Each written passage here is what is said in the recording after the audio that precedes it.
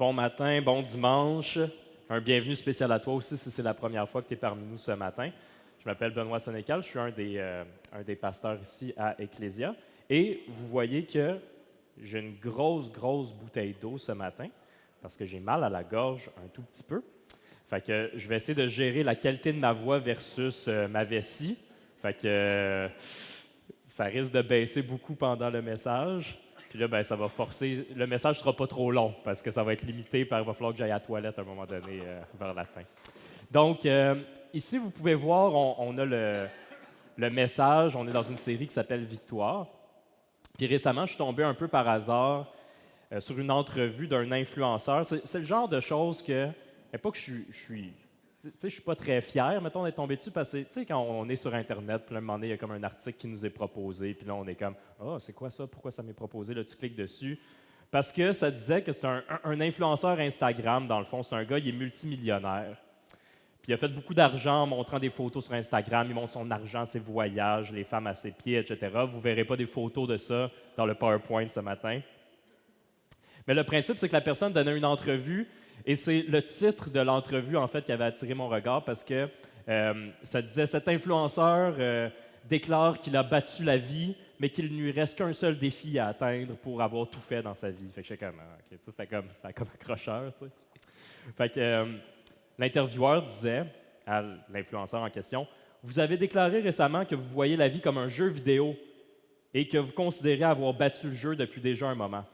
Est-ce que vous avez encore un but que vous n'avez pas réussi? » Fait que l'influenceur, multimillionnaire, a répondu « Il me reste un seul dernier défi pour vraiment gagner, c'est de devenir milliardaire. » Il dit « C'est même pas pour l'argent que je vais être milliardaire, je veux juste prouver que je suis capable. Après ça, je ne veux plus jamais rien faire d'autre pour l'argent, je veux juste faire ce que je veux. » Déjà en partant, j'étais comme une des choses ironiques, c'est que tu es multimillionnaire puis que tu continues à faire des choses que tu veux pas, que tu le fais encore pour l'argent. Mais le point principal, ce qui m'a vraiment marqué, c'est qu'il considérait que c'était comme, OK, là, quand je vais avoir fait ça, je vais avoir gagné. Là, j'ai atteint la victoire, j'ai atteint tout, j'ai gagné la vie, j'ai battu le système, j'ai battu la cassette, comme on disait quand on était petit des fois. Fait que je vais atteindre la victoire complète. Puis j'utilise ça parce que oui, c'est une caricature. Cette personne-là est un peu, c'est un être humain, mais c'est comme, il est caricatural un peu dans sa personne. Mais un des buts de la caricature, c'est de faire un reflet vers soi. Des fois, quand on voit les choses à gros traits, on fait comme « Ah, mais peut-être que moi aussi, je suis un peu comme ça. » Puis la réalité, c'est que même si on ne le dirait pas de cette façon-là, c'est vrai qu'on se donne des buts, on se fixe des buts. Il y a des choses qui nous motivent le matin à se lever puis d'agir, sinon on resterait couché. On ne ferait pas grand-chose. On a des objectifs. Puis notre idée du futur, de qu'est-ce qu'on veut, va nécessairement influencer notre présent. Puis aujourd'hui, on va parler un peu de ça. On va regarder, vous voyez le sous-titre, là, c'est Victoire passée, présente et future, puis voir comment que les trois agissent ensemble. Puis nous aussi, des fois, on se fait des plans, puis on se dit, quand je vais atteindre ce but-là, je vais atteindre la victoire, je vais atteindre quelque chose, puis je vais être satisfait. Depuis le début de la série, dans la série Victoire, en fait, c'est une série sur la lettre aux Philippiens, une série sur la lettre que Paul a écrite à l'église de Philippe. Puis, au début de la série, on voit que Paul, il trouve une joie profonde, complète en Christ, malgré son emprisonnement, malgré sa souffrance. Il sait, puis il affirme que lui, il a déjà sa victoire en Christ, parce que Christ a déjà vaincu la mort sur la croix, a déjà vaincu le péché à la croix. Donc, dans la section de la lettre qu'on va lire aujourd'hui, Paul va beaucoup utiliser l'image de la course. C'est très sportif, ce qu'on va voir aujourd'hui comme allégorie. Mais Paul écrit ça en prison, quand il y a cette image-là de course. Fait que c'est quand même spécial aussi, parce qu'on sait qu'il ne court pas comme physiquement, mais tu vois là, que dans tout son esprit, dans tout son être, il y a cette notion-là de course, d'avancement du royaume. Mais avant qu'on commence à lire ensemble dans Philippiens, on est dans Philippiens 3, on va continuer notre lecture. Je vais prendre un temps de prière avec vous ce matin pour remettre le message dans les mains de Dieu, remettre l'ensemble du matin, de la matinée dans les mains de Dieu. Seigneur Dieu, on est rassemblés ici ce matin pour te rendre gloire avant tout. On sait qu'on n'est pas Paul, on n'est pas la même personne que Paul. Mais notre but, puis notre souhait, c'est qu'on veut grandir en ta connaissance. On veut grandir en toi, on veut marcher par la foi. On veut courir par la foi aussi. Ce que je te demande ce matin, Seigneur, c'est de toucher nos cœurs, de nous aider à analyser les choses dans nos vies des fois qui sont des motifs, des motivations autres que toi, qu'on court puis qu'on dépense plein d'énergie pour courir après ça, puis qu'on t'oublie. Puis on s'excuse parce que moi aussi, je t'oublie, Seigneur, très souvent. Puis j'oublie que c'est toi qui devrais motiver ma course à chaque jour, que c'est toi qui m'as racheté. Bon, Seigneur, merci pour ce temps qu'on a ensemble. Amen. Si vous avez votre Bible, vous pouvez ouvrir avec moi dans Philippiens 3, verset 12.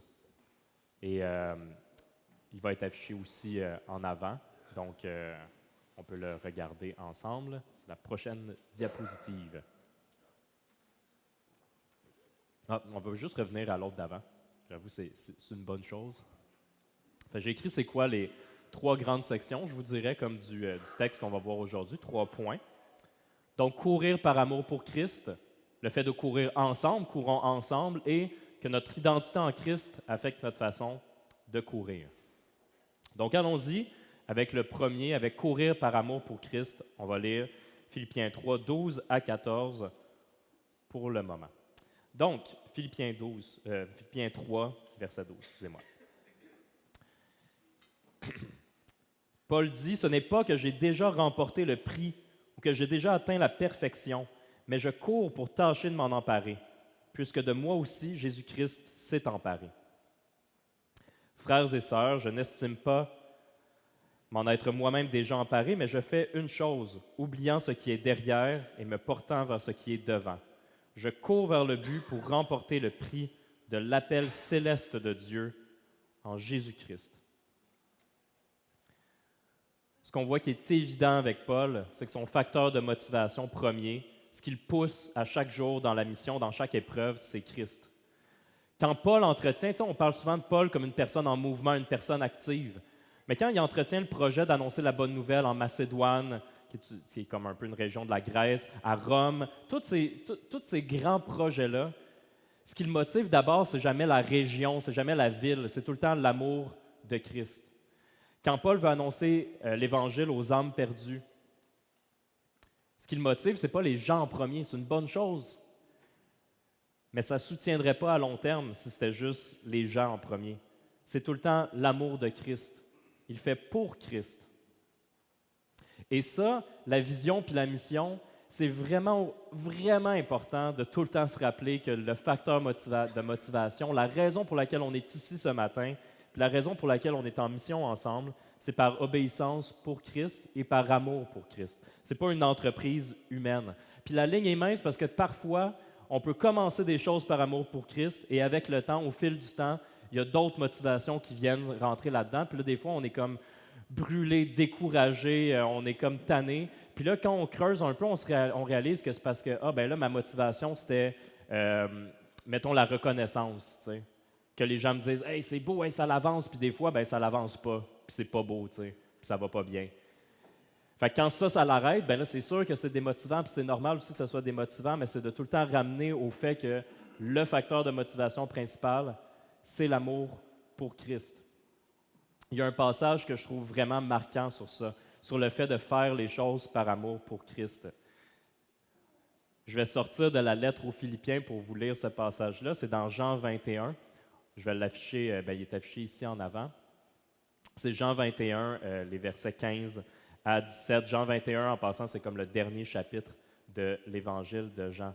Juste pour donner un contexte aussi, vous êtes peut-être familier avec l'histoire qui nous dit que lors de l'arrestation de Jésus, on le voit aussi dans l'Évangile de Jean, mais dans d'autres évangiles aussi, lors de l'arrestation de Jésus, Jésus parle à Pierre avant son arrestation, puis il lui dit qu'avant le lever du soleil, avant que le coq chante, que Pierre allait le renier 3 fois. Et c'est ça qui se passe quand Jésus est arrêté. il y a des gens qui voient Pierre puis qui sont comme « Hey, on te connaît, toi, t'es l'ami de Jésus. » Puis là, Pierre, dans son renie, le renie a aussi une escalade. Il renie de plus en plus, jusqu'à un point qu'il dit ah, si je mens en ce moment, que je sois considéré anathème, que je sois considéré comme une personne là, genre qui s'en va en enfer, là, mettons. Là, c'est vraiment, là, c'est comme une grosse affaire. Là. Il juge genre de sa vie, mettons, comme non, je ne le connais pas du tout. Puis après ça, on sait que Jésus revient, qu'il est ressuscité, qu'il va prendre du temps avec Pierre, avec les autres disciples. Mais dans Jean 21, on dirait qu'il y a comme quand même quelque chose que Pierre n'avait pas résolu dans son cœur. Il était super content de voir que Jésus était ressuscité, qu'il avait vaincu la mort. Mais il y avait comme ça dans son cœur qui était comme une lourdeur encore parce qu'il se rappelait « Ah, je l'ai nié 3 fois », puis il avait pleuré amèrement. Dans ce passage-là, c'est que les disciples sont en train, il y a quelques disciples qui sont en barque, qui sont en train de faire de la pêche. Puis là, ils voient Jésus sur le bord de la plage qui est en train de préparer de la nourriture. Puis quand Pierre, il voit puis qu'il reconnaît Jésus, il se pitche en bas de la barque. Puis là, il nage pour aller à sa rencontre, puis il le prend dans ses bras, puis il est content. Puis Jésus dit ça à Pierre. Puis là, je sais que ça dit Simon, OK? C'est juste que le nom de Pierre, c'est Simon-Pierre. Puis après ça, ben nous, on fait souvent référence parce qu'après, il renomme Pierre. Mais quand tu vois Simon là-dedans, ben, on parle de Pierre, OK? Fait que Jésus, quand ils ont fini de manger, ça dit, lorsqu'ils eurent mangé, Jésus dit à Simon-Pierre, « Simon, fils de Jonas, m'aimes-tu plus que ceux-ci? » Il lui répondit, « Oui, Seigneur, tu sais que j'ai de l'amour pour toi. » Donc Jésus lui dit, « Nourris mes agneaux. » Il lui dit une deuxième fois, « Simon, fils de Jonas, m'aimes-tu? » Pierre lui répondit, « Oui, Seigneur, tu sais que j'ai de l'amour pour toi. » Continue. Jésus lui dit, « Prends soin de mes brebis. » Il lui dit la troisième fois, ça vous fait penser à quelque chose? 3 fois que Pierre avait renié, 3 fois que Jésus rappelle à Pierre, il dit, « Est-ce que tu m'aimes? Simon, fils de Jonas, as-tu de l'amour pour moi? » Pierre fut attristé de ce qu'il avait dit, ce qu'il lui avait dit la troisième fois. « As-tu de l'amour pour moi? » Il lui répondit, « Seigneur, tu sais tout. Tu sais que j'ai de l'amour pour toi. » Jésus lui dit, « Nourris mes brebis. » Et ce passage-là, je trouve qu'il démontre très, très bien le fait que ce qui motivait, ce qui devait motiver la mission de Pierre, de nourrir les brebis, de paître les brebis, de s'occuper des brebis, c'était motivé par l'amour pour Christ. Puis je sais que Pierre a un rôle d'apôtre, donc il y a la notion de prendre soin des brebis, mais on est tous appelés aussi à être serviteurs les uns des autres. Donc c'est cette notion-là aussi d'avoir un amour les uns pour les autres, puis que quand c'est difficile d'aimer l'autre, quand c'est difficile de mener la course, de se rappeler que la raison principale, c'est par amour pour Christ. Si on revient à la lettre aux Philippiens, l'autre chose qu'on avait vue, c'est que Paul écrivait « Mais je fais une chose, oubliant ce qui est derrière et me portant vers ce qui est devant. » Puis dans une analogie de course, ça fait bien du sens, là, parce que moi, quand je regarde les Olympiques, je vois personne qui court et qui regarde tout le temps en arrière, parce que ça serait un petit peu dangereux. Sauf que la réalité, c'est que nous autres aussi, dans une course, si on prend l'idée d'une course avec Jésus, on est beaucoup porté à regarder aussi en arrière. Pourquoi qu'on pourrait regarder en arrière? Bien, des fois, pour des facteurs comme, mettons, nos réussites passées, puis dire comme, ah ben, moi, j'ai fait plein de choses dans le passé, puis se glorifier un peu des choses passées. Ça pourrait être une des choses, mais ça pourrait être aussi par nos erreurs dans le passé, par nos péchés. Ça peut être aussi par mélancolie, des fois, d'un moment qui est passé, puis qu'on se dit « Ah, j'étais donc bien dans cette époque-là », une nostalgie qui nous empêche d'aller vers la fin, ou en tout cas qui nous ralentit là-dedans. Puis, je ne veux pas manquer non plus de douceur et de compréhension, parce que c'est normal aussi d'avoir des choses dans notre passé qui créent des cicatrices, puis des blessures, puis qui fait qu'on a de la difficulté à marcher au quotidien, puis qui nous reviennent tout le temps en face. C'est difficile d'accepter les promesses de Dieu, puis d'accepter ce que nous dit la Bible sur notre passé. Mais je vous encourage vraiment à méditer qu'est-ce que ça veut dire dans Hébreux 10, 17, par exemple, quand Dieu déclare « Je ne me souviendrai plus de leurs péchés, ni de leurs fautes ». Si tu luttes avec le fait que tu as de la difficulté à te pardonner toi-même, Mais on voit que Dieu ne se souvient plus des péchés et des fautes parce que son Fils Jésus a pris le péché sur ses épaules. Et si tu as été victime, souvent c'est aussi très difficile parce qu'on se définit, ou en tout cas ça nous suit tout le temps, comme faisant partie de notre identité. Mais on n'est pas défini par notre passé, puis notre identité se renouvelle en Christ qui est mort sur la croix pour nous. Et quand on veut focusser sur notre passé, quand on parlait de victoire passée, présente, future, la chose sur laquelle on devrait focusser dans le passé, c'est d'abord le fait que dans le passé, Jésus est mort à la croix pour nous et comment ça se déteint sur le présent. Parce qu'il est mort dans le passé pour nous, ça fait en sorte que maintenant, dans le présent, qu'on l'accepte comme notre Sauveur, il nous donne une nouvelle identité en lui. Dans le verset 20, qu'on va voir plus loin, ça nous dit que la nouvelle identité qu'on retrouve en lui, c'est d'être citoyen du ciel. C'est gros quand même, citoyen du ciel. Puis en ce moment, on est ici, on n'est pas encore au ciel avec lui, mais cette identité future-là, c'est ce qui devrait motiver comment on sent notre perception actuelle du présent. Fait que très souvent, on regarde au passé, et c'est ça qui affecte notre présent, mais quand on se rappelle que notre identité que Dieu nous donne, c'est d'être citoyen du ciel, c'est ce qui devrait affecter comment on marche et comment on court la course dans le présent. On va y revenir à cette idée-là, vous allez voir vers la fin du passage aujourd'hui, de l'identité céleste. Mais après, le prochain point qu'on va voir au verset 15 à 17, c'est le fait qu'on court ensemble.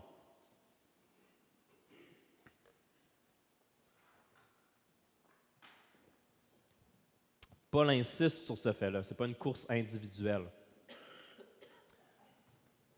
Paul écrit « Nous tous, donc, qui sommes mûrs, adoptons cette attitude.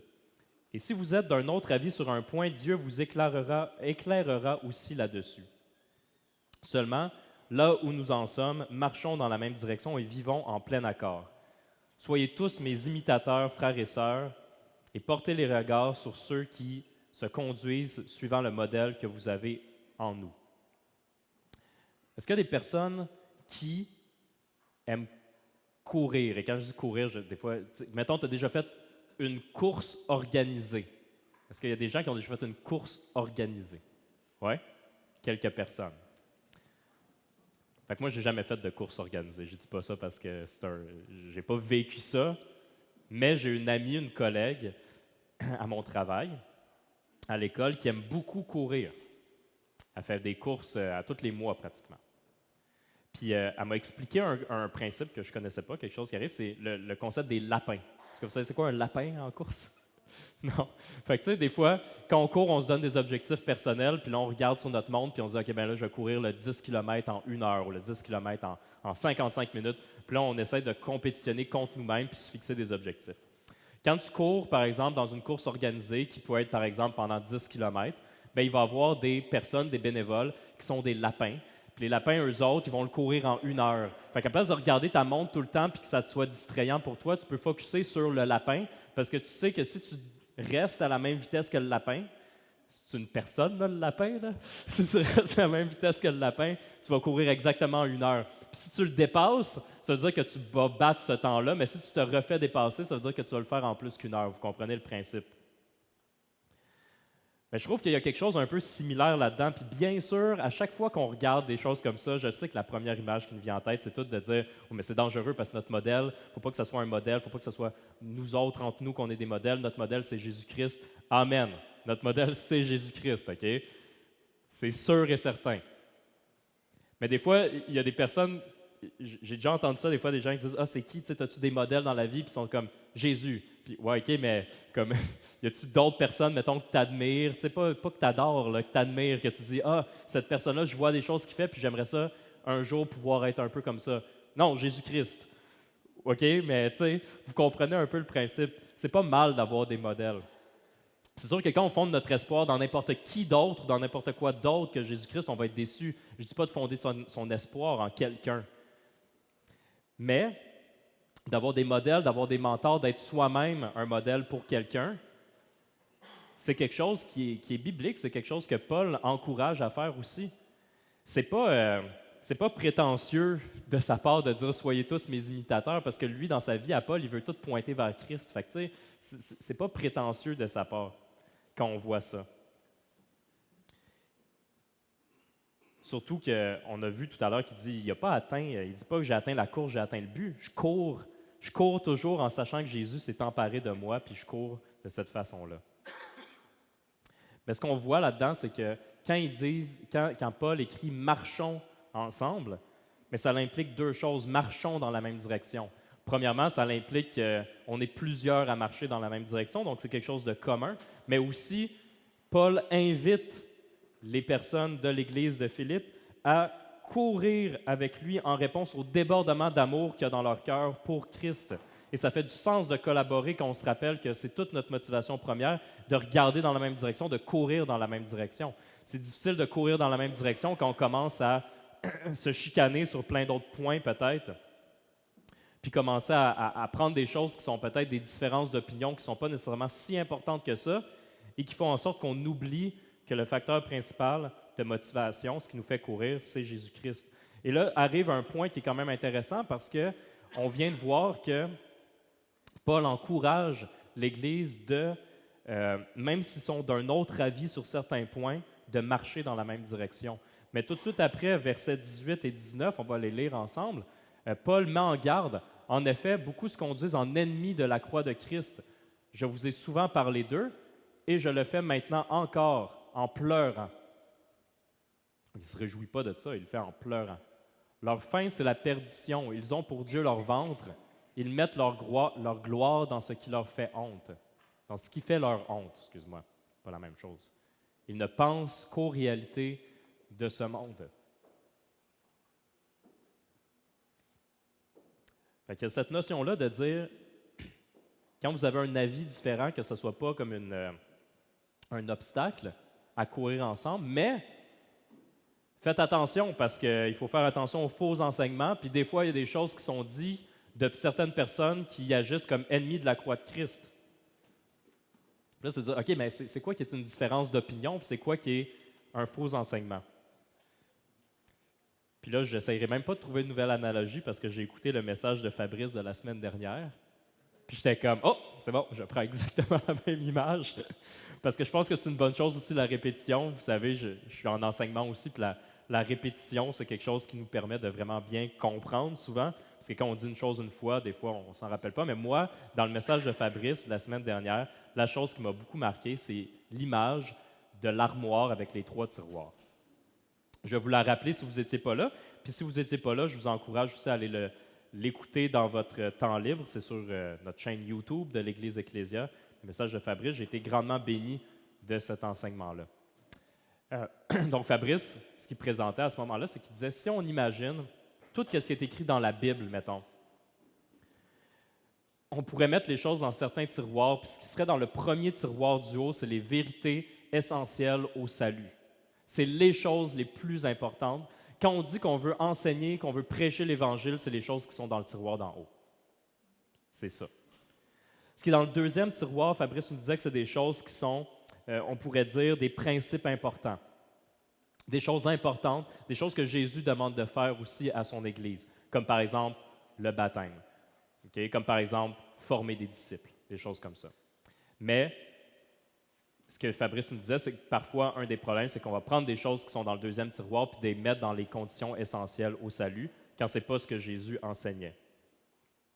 Dans le dernier tiroir arrivaient les différences d'opinion, les préférences personnelles, etc. Ce qui fait qu'il peut nous guider à choisir une église au lieu d'une autre assemblée, sans nécessairement, tu sais, il y a plein d'assemblées qui existent, puis dans plusieurs assemblées, l'Évangile est prêché d'une bonne façon, mais des fois, il y a des modèles différents. Puis c'est là, des fois, dans le dernier tiroir, qu'on pourrait dire, bon, ben moi, je préfère ce modèle-là, et c'est correct. Donc, un des points principaux que Fabrice présentait la semaine dernière, c'est qu'il avait dit que la connaissance de Christ, ce n'est pas une connaissance religieuse ou une tradition. Et dans ce passage-là, on peut déduire que, parce qu'on s'entend que c'est la même lettre, puis je suis tout de suite après l'enseignement de Fabrice, fait que c'est comme le fil conducteur qui continue.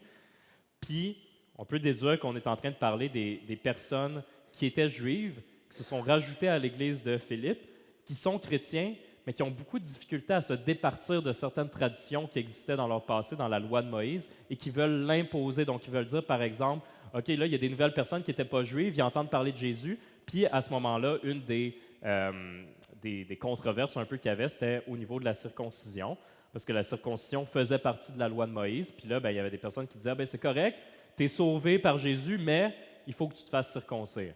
Puis là, c'est là qui était comme, non, ça c'est une tradition. Tu ne vas pas avoir un salut à cause de ta circoncision.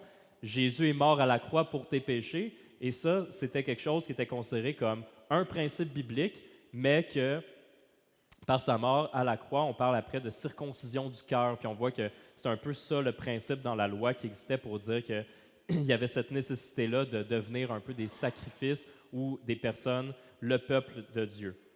Bref, c'est juste pour vous dire que les personnes, à ce moment-là, il y avait leur regard qui était beaucoup porté vers le passé, vers la tradition, et par leurs actions, ils affirmaient que Jésus à la croix, la mort de Jésus à la croix, c'était insuffisant pour la rédemption des péchés parce qu'ils voulaient la croix plus autre chose. Donc, si on revient avec ce que Fabrice disait la semaine dernière, c'est de prendre quelque chose dans le deuxième tiroir puis de le monter dans le premier tiroir comme étant des vérités essentielles au salut. Il leur reprochait d'insister sur les coutumes, de répandre des faux enseignements, puis surtout de réduire la portée du sacrifice de Christ pour l'humanité. Quand on lit qu'il y en a qui se conduisent en ennemis de la croix de Christ, je ne veux pas qu'on pense que là, on peut dire, nous, on peut se péter les bretelles parce que nous, on est des amis de Dieu, puis on a tout le temps été des amis de Dieu. C'est pas ça le point. On peut lire dans Romains 5:8, par exemple, « Mais Dieu prouve son amour envers nous en ce que, lorsque nous étions encore des pécheurs, Christ est mort pour nous. » Il n'y a personne qui naît en voulant suivre parfaitement la volonté de Dieu. C'est Dieu qui transforme notre cœur pour qu'on puisse le suivre. On a tous cherché à être notre propre Dieu et on cherche souvent à être notre propre Dieu, à faire notre volonté premièrement ou juste notre volonté. Et c'est tout le temps un rappel de se dire « Ah non, OK, je veux marcher en obéissance et en connaissance aussi de Christ. » Par contre, ici, ce que Paul dit, c'est qu'il ne parle pas du fait qu'on a été déjà rebelle à Dieu puis que finalement on a été pardonné par la croix. On parle d'ennemis de la croix de Christ, de personnes qui regardent le moyen de salut que Dieu a choisi par la mort de Jésus à la croix, puis d'être ennemis de ce moyen de salut, de dire que le moyen est insuffisant ou qu'il est faux.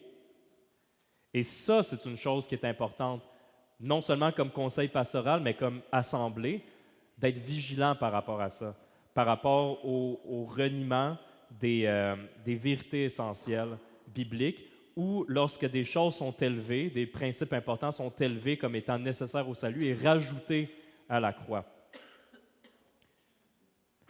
Donc, quand Paul nous parle des différences d'opinion, on parle plus de choses secondaires qui nous empêchent de courir ensemble, qui fait que pendant un temps, on s'obstine puis on n'est comme pas d'accord sur des points qui sont vraiment secondaires, puis des fois qui prennent plein de place, puis là, on rentre dans des débats, puis on oublie. Pendant ce temps-là, nos regards sont comme un vers l'autre, puis avec les sourcils froncés, puis on n'est pas content.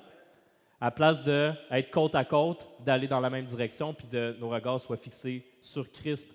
On oublie dans ces moments-là que Christ est avec nous, qui court avec nous, qui nous supporte pas à chaque moment dans la course. Et c'est à ce moment-là aussi que Paul pointe vers le futur des ennemis de la croix en disant que leur fin, c'est la perdition, parce que ce qu'ils recherchent, c'est une gloire humaine. Ils ne recherchent pas à suivre Jésus. Mais pour contraster, on revient avec l'idée du futur et de notre identité en Christ, au verset 20 et 21. Notre identité en Christ affecte notre façon de courir. Donc, pour contraster avec les personnes qui étaient ennemis de la croix, Paul dit « Quant à nous, notre droit de cité est dans le ciel. » Une autre façon de le dire, c'est « Nous sommes citoyens du ciel. » D'où nous attendons aussi comme sauveur le Seigneur Jésus-Christ. Il transformera notre corps de misère pour le rendre conforme à son corps glorieux par le pouvoir qu'il a de tout soumettre à son autorité. Donc, pour marcher par l'Esprit, Paul nous rappelle que notre réelle identité future, c'est celle de citoyen du ciel. Je vous rajoute un autre verset qui va aussi dans cette direction-là. Je ne l'ai pas écrit, mais je vous le lis. C'est dans Colossiens 3, versets 1 et 2. C'est encore Paul qui écrit, mais cette fois-ci à l'église de Colosse, une autre ville. « Si donc vous êtes ressuscités avec Christ, recherchez les choses d'en haut, où Christ est assis à la droite de Dieu. Attachez-vous aux réalités d'en haut et non à celles qui sont sur la terre. » Quand j'ai fait l'introduction de la lettre il y a déjà quelques semaines, j'avais dit que l'église de Philippe, la ville de Philippe est en Grèce, mais c'est une colonie très, très fière, une colonie romaine. Okay? Donc, c'est une colonie qui était fière d'être romain. Ils aimaient ça, ils mettaient genre toute leur architecture, leur art, leur tradition. Ils étaient vraiment comme nous, on est romains, on est une colonie fière de Rome. Fait qu'on peut voir aussi là-dedans que c'est pas pour rien aussi, tu sais, Paul, il s'adresse à l'église de Philippe pour rappeler que votre citoyenneté principale, votre droit de cité, oui, vous êtes romain, mais votre droit de cité, c'est une identité première, c'est d'être citoyen du ciel et non de Rome. Votre rôle premier, c'est d'être des ambassadeurs du ciel.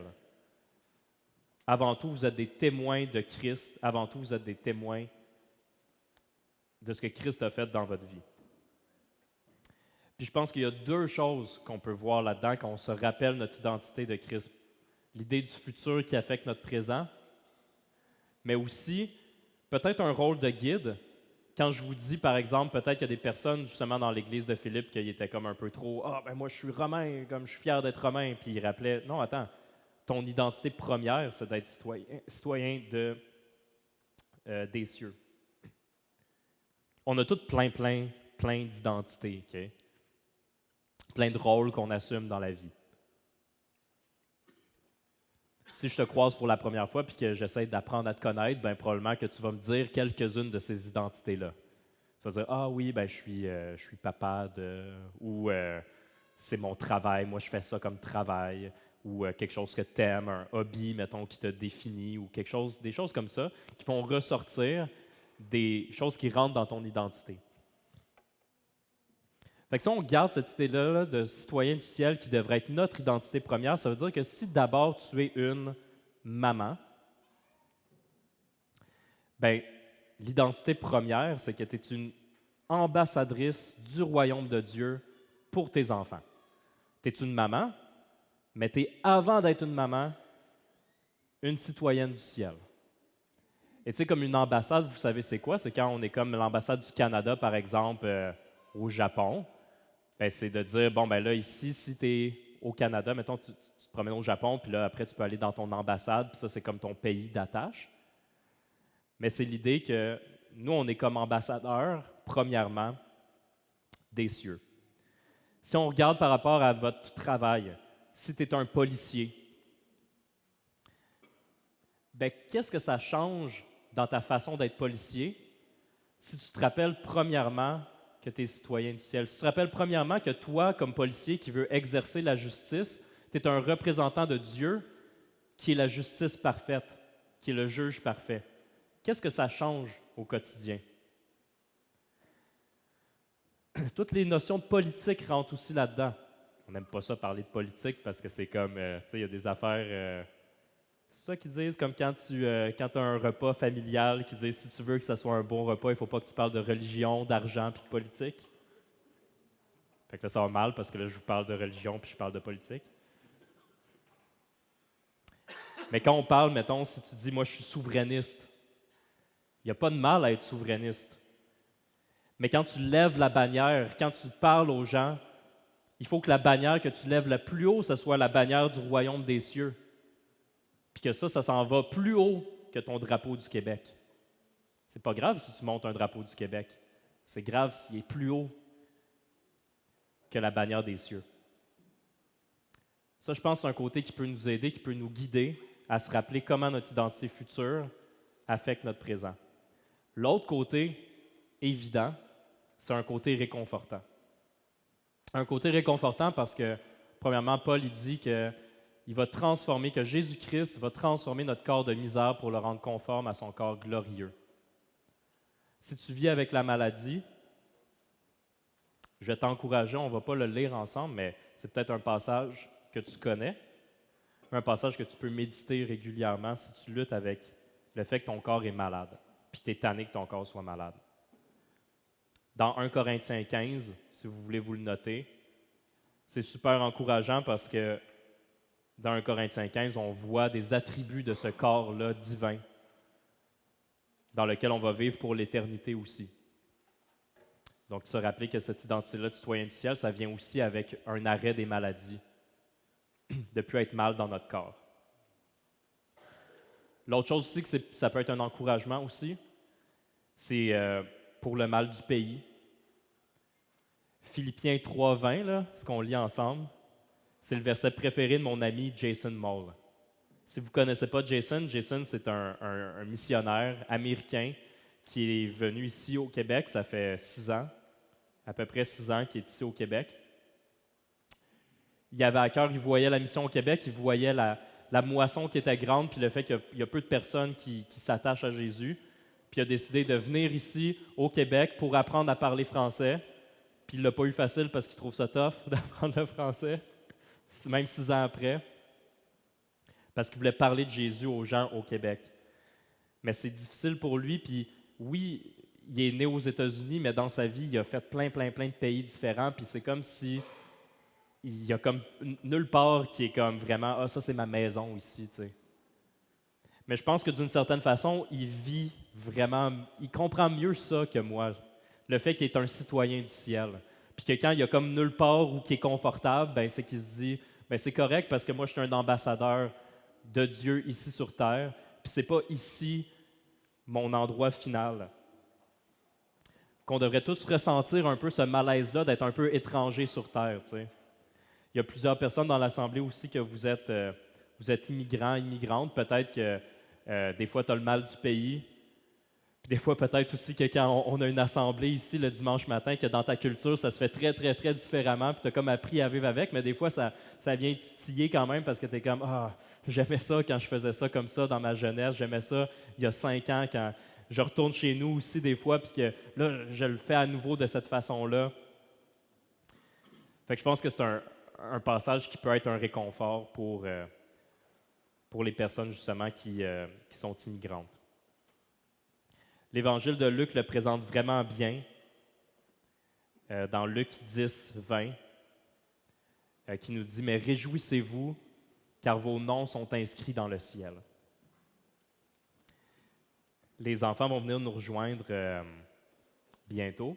On va chanter tout le monde ensemble, on va louer tout le monde ensemble. Ils vont venir, puis on va prier avec eux, on va les accueillir comme Église, puis on va louer notre Dieu ensemble. Mais pendant le temps qu'on va attendre ensemble, j'aimerais qu'on médite sur ça parce que c'est très personnel à chacun d'entre nous. Parce que, comme je vous ai dit tout à l'heure, quand on se présente, on ne se présenterait pas de la même façon parce qu'on n'a pas tous les mêmes choses qui rentrent dans notre identité. Fait que ma question ce matin que je vous demande de réfléchir, c'est de dire, cette vérité-là que Paul dit, puis que Dieu nous dit qu'on est citoyen du ciel, comment cette identité première-là devrait impacter toutes les autres facettes de notre vie.